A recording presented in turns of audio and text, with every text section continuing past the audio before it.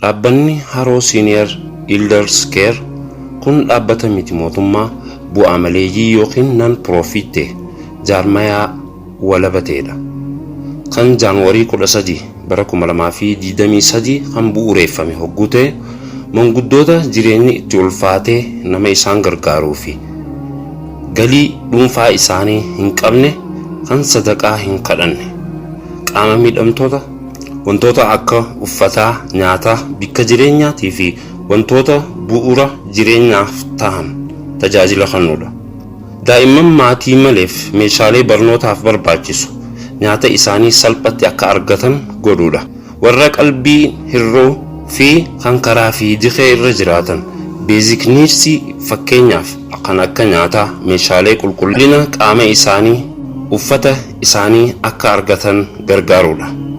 Tajaajila armaan olii kana jiraattonni Itoophiyaa hordoffii seera eejansii tola ooltummaa fi waldaalee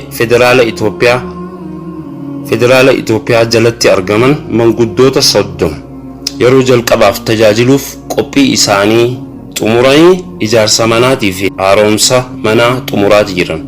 Teessoon dhaabbata Haroo Senior Elders Care jedhamu kan Itoophiyaa Oromiyaa magaalaa Maayasiitii kutaa magaalaa Haramayaa keessatti argama. Manguddoota homeless ta'an fi qaama miidhamtoota ta'aniif jireenya ba'aa itti ta'e haala mijaawaa ta'ee fi iddoo jireenya isaanii uffata, nyaata, tajaajila bu'uura jireenyaa biroo akka argatan godhuudha. Warra qalbiin hir'uu yookiin mental problem warreen qabaniif nyaata, uffata, qulqullina qaama isaanii haala mijataa ta'een akka argatan godhuudha.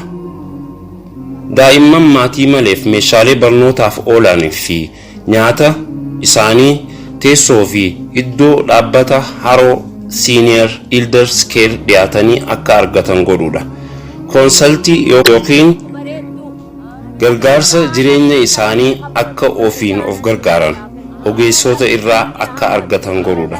Hanga danda'ametti namoonni homeless akka kadhaa irraa bahanii gara hojii uumtootaatti hirkattummaa irraa gara gargaartotaatti jijjiiraman. Dhaabbata miti mootummaa yookiin non-governmentii fi mootummaa governmentii waliin ta'uun hojiitti seensisuudha.